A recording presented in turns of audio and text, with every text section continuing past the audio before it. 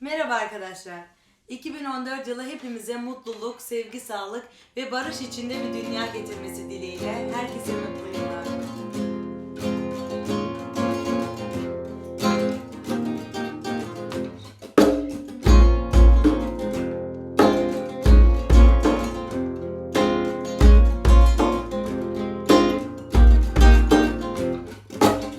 Yalnızca bir kırıntıydı içine düştüğünde vakitsiz anda.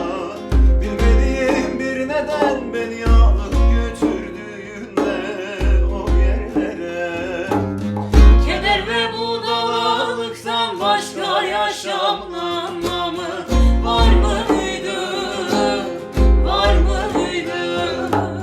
Keder ve budalalıktan başka yaşamın anlamı var mıydı? Var mıydı? Aradığım aşkı bulduysam sendeydin. Ya bu benim içimde dolaşan da kimdir? Ya bu benim içimde mekan tutan da kimdir?